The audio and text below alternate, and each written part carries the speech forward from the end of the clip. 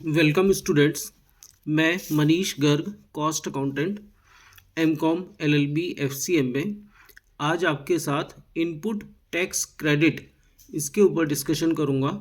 इसके लिए हम पेपर 7B CMA इंटरमीडिएट इसकी स्टडीज़ को रेफ़र करेंगे। तो दोस्तों, इनपुट टैक्स क्रेडिट क्या होता है और किस तरीके से ये input tax credit GST regime के अंदर फ्लो करता है, उसको आज हम समझने की कोशिश करेंगे। ये बहुत ही इम्पॉर्टेंट और बहुत ही थोड़ा सा ऐसा समझे कि लोगों को लगता है कि टफ़ है, और इसके ऊपर बहुत सारे केस लॉज भी हैं और कई बार इसकी अवेलमेंट करने के अंदर बहुत सारे एरर्स भी हो जाते हैं।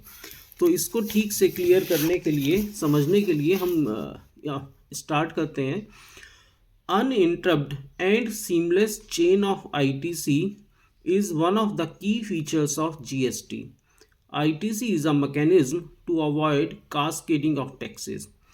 Cascading of taxes in simple language is tax on tax. Under the earlier system of taxation, credit of taxes being levied by the central government is not available as set off for payment. मतलब इसका पुराने system के अंदर क्या होता था कि central government जो टैक्सेस को चार्ज करती थी, वो टैक्सेस का स्टेट गवर्नमेंट के पास सेट ऑफ नहीं मिलता था। लेकिन जीएसटी के अंतर्गत अब हमें सेंट्रल गवर्नमेंट को आईजीएसटी के रूप में जो भी टैक्स हम पेमेंट करके आते हैं उसका सेट ऑफ मिलने लगा है। One of the most important features of the GST system is that the entire supply chain would be subject to GST to be levied by the central government, state government concurrently. मतलब GST को central government भी लगाएंगी और state government भी लगाएगी, और उसके बावजूद भी इस तरीके का मैकेनिज्म बनाया गया है कि इसके अंदर हमको आईटीसी का बेनिफिट मिलने वाला है। As the tax charged by the central और the state government would be part of the same tax regime, the credit of tax paid at every stage would be available as set off for payment of tax at every subsequent stage.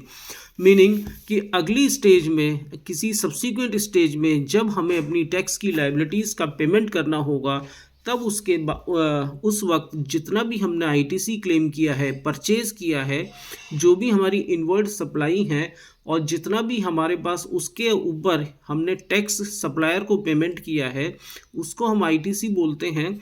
तो वो हमें set of करने के लिए available होगा और उसका set of हम करेंगे अपनी आउटपुट टैक्स लायबिलिटी के साथ। अब नीचे हमारे पास कुछ डेफिनेशंस दी गई हैं। Before moving ahead, we are required to understand the meaning of the following terms. अच्छा, आईटीसी को क्लियर करने के लिए या पढ़ने के लिए कहते हैं कि ये कुछ डेफिनेशंस हैं सेक्शन 2 की। तो सेक्शन 2 की इन डेफिनेशंस को ये पढ़वाना चाहते हैं, तो हम देख लेते हैं, हल्की सी इसके ऊपर एक नज़र डाल लेते हैं। बिजनेस, इसके अंदर इन्होंने जो डेफिनेशन दे रखी हैं, हमें बिजनेस क्या दिया है, कैपिटल गुड्स का दिया है, कन्वेंस का दिया है, इनपुट सर्विस डिस्ट्रीब्यूटर जिसको आईएसडी भी बोलते हैं, इनपुट टैक्स क्रेडिट, इनवॉइस और tax invoice, inward supply, quarter, recipient, registered person, supplier, taxable supply और वर्क्स कॉन्ट्रैक्ट। कुछ अच्छी डेफिनेशंस इन लोगों ने दी है। इनको कुछ आसान तरीके से और जल्दी से हम इन डेफिनेशंस को पढ़ लेने की कोशिश कर लेते हैं। बिजनेस इंक्लूड्स, हम लोग पहले भी कई बार पढ़ चुके हैं 11th में, 12th में, और इससे पहले भी हम लोग इस चीज़ को समझ चुके हैं कि बिज़नेस के अंदर क्या कवर होता है। एक बार सेक्शन 2 सबसेक्शन 17 के अंदर दोबारा भी हम देख लेते हैं कि what business includes. Business includes any trade, commerce, manufacture, profession, vocation, adventure, wager का मतलब शर्त वगैरह लगाना, और any other similar activity whether or not it is for a pecuniary benefit. Second है any activity or transaction in connection with or incidental और ancillary to सब clause ए। ठीक है, ऊपर वाला जो क्लॉज बताया गया है उसकी हेल्प करने के लिए सब clause A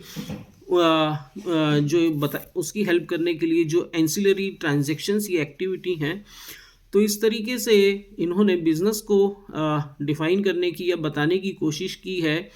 any activity or transaction in the nature of sub clause a whether or not there is volume, frequency, continuity or regularity of such transaction.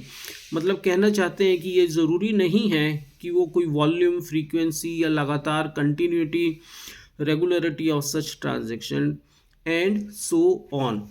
तो सेक्शन 2 सबसेक्शन 17 के अंदर इस तरीके से बुक के अंदर पेपर 7B CMA इंटरमीडिएट इसमें business को एक्सप्लेन करने का कोशिश किया गया है।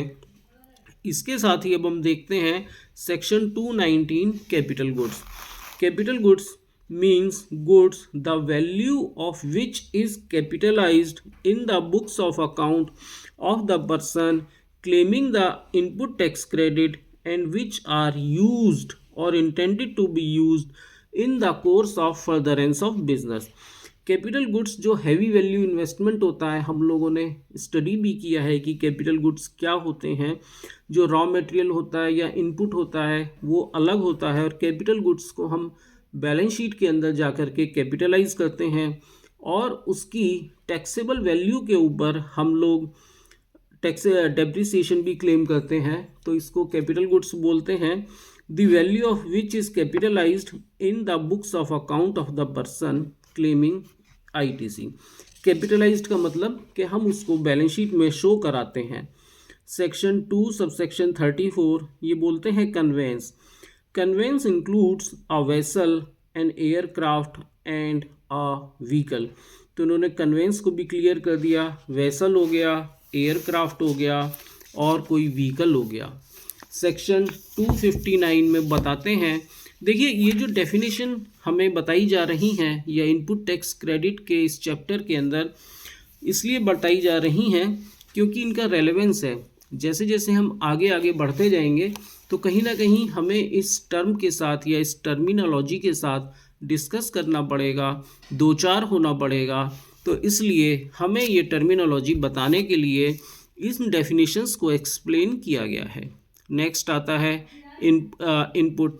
Input means any goods other than capital goods. मतलब कैपिटल गुड्स और रॉ मटेरियल इन दोनों को सेपरेट कर दिया गया है। यूज्ड और intended to be used by a supplier in the course of furtherance of business। मतलब कि वो कोई रॉ मटेरियल होता है, अदर देन कैपिटल गुड्स होता है, कोई कच्चा माल होता है, और in the course of furtherance of business हम उसका यूटिलाइजेशन करते हैं, इस्तेमाल करते हैं। तो सेक्शन 259 हमें इनपुट बताता है। साथ ही साथ सेक्शन 2 सबसेक्शन 60 हमें इनपुट सर्विस भी बताता है। Input service means any service used or intended to be used by a supplier in the course of furtherance of business। तो जैसे इनपुट गुड्स होते हैं ठीक उसी तरीके से इनपुट सर्विसेज हो गई हैं। तो इन दोनों को फर्दरेंस ऑफ बिजनेस के लिए हम लोगों को इस्तेमाल करना होता है। हम लोगों से यहाँ पर मतलब हुआ GST डीलर को। ठीक है, नेक्स्ट आ गया 261 सेक्शन 2 सब सेक्शन 61। ये कहते हैं input service distributor. Input service distributor को मैं यदि शॉर्ट में आपको बताना चाहूँ तो ये ऐसे डीलर होते हैं जिनका मल्टीपल रजिस्ट्रेशन होता है। किसी एक पॉइंट पर इनके पास इन्वॉइसिंग होती है और उस पॉइंट पर या उस GST के रजिस्ट्रेशन के ऊपर काफ़ी सारा ITC इनके पास रहता है। तो वे किसी एक रेशो में उस ITC को अपने दूसरे रजिस्ट्रेशंस जो होते हैं उसके ऊपर ट्रांसफ़र कर देते हैं। तो ये कहते हैं input service distributor means an office of the supplier of goods और सर्विसेज और both which receives tax invoices under section 31 towards the receipt of input services and issues a prescribed document. Prescribed document का मतलब कहाँ से prescribe? GST department से, GST act से। For the purpose of distributing the credit of CGST, SGST, IGST और UTGST paid on such service to a supplier of taxable goods or services or both having the same pan number. Same pan number GST के अंदर ये concept है कि GSTN number जो allot करता है GST department, वो पैन नंबर पे अलॉट करता है।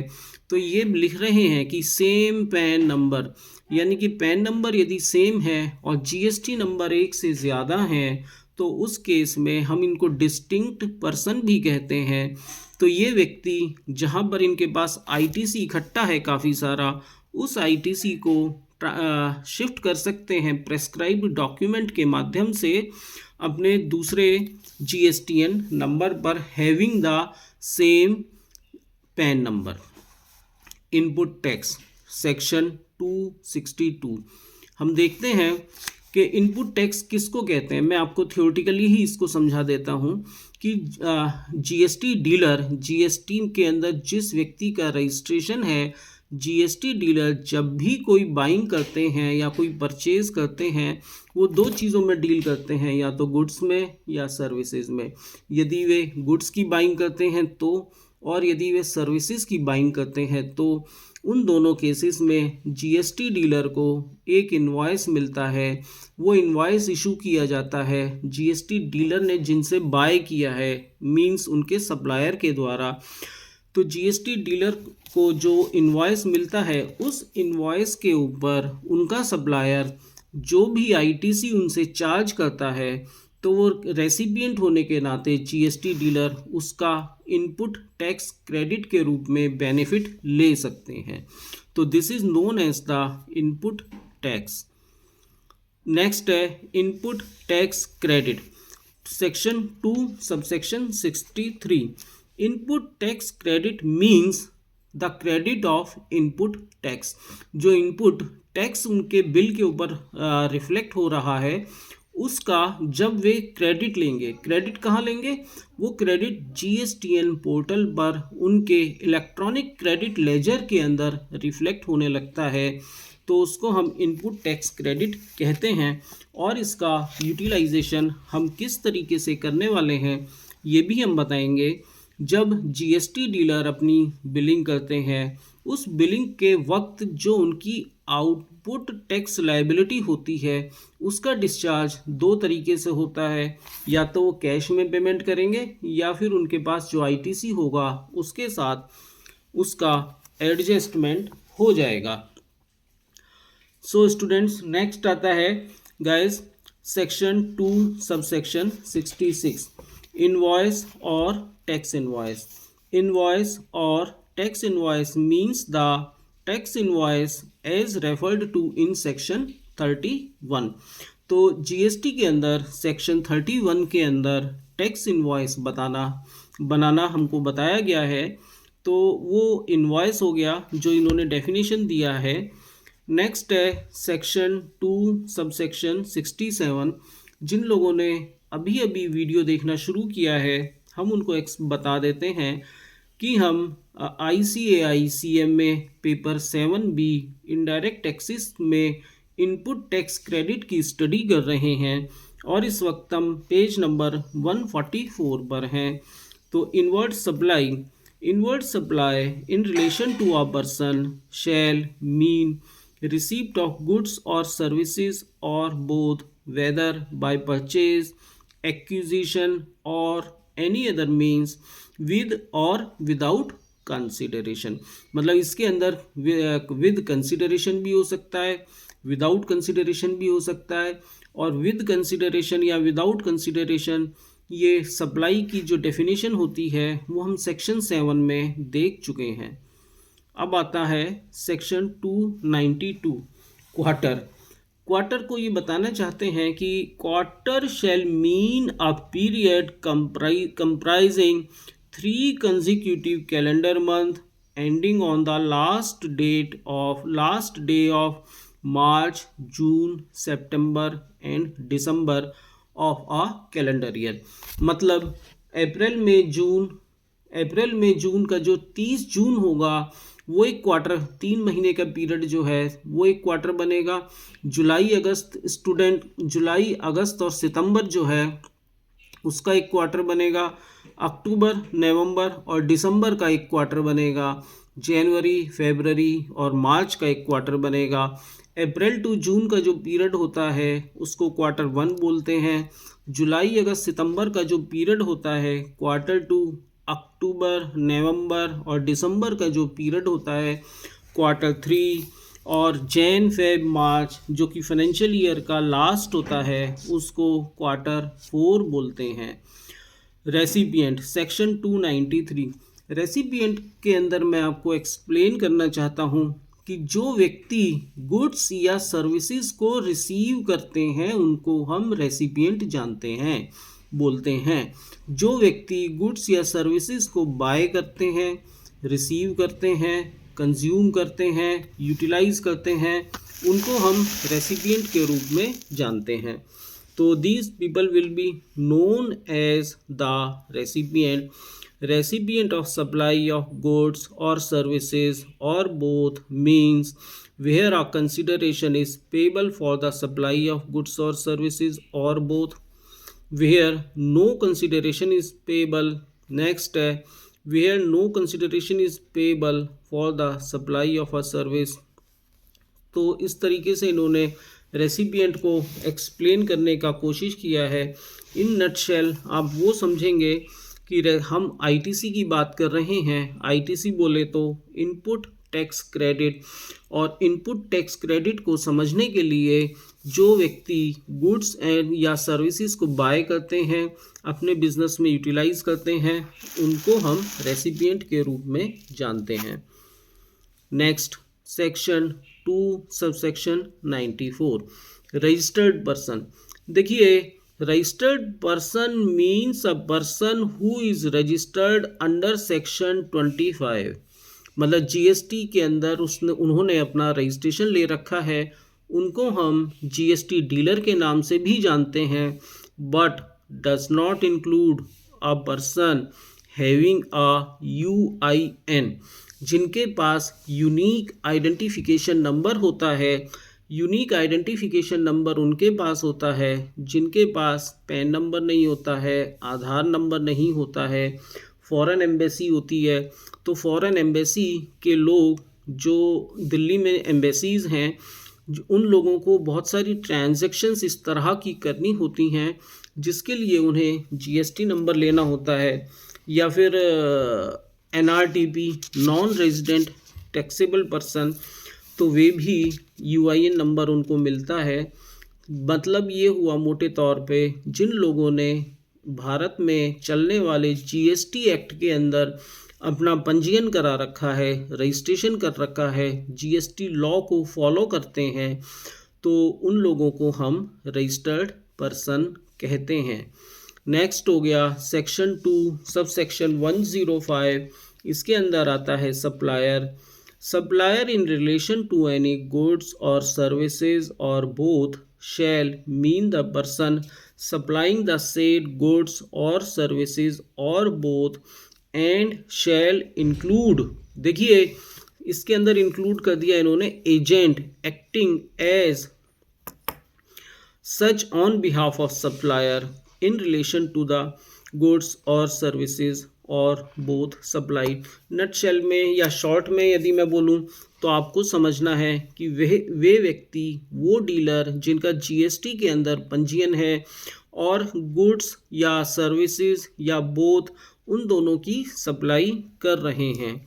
देखिए, हम जब भी जीएसटी की स्टडी करते हैं तो ये जो डेफिनेशंस हम लोगों को बताई गई हैं, ये डेफिनेशंस हम लोगों की ये हेल्प करने के लिए बताई गई हैं सो दैट इसके मीनिंग के अकॉर्डिंगली हम जीएसटी को अंडरस्टैंड कर सकें या जीएसटी की प्रॉब्लम्स का सॉल्यूशन कर सकें।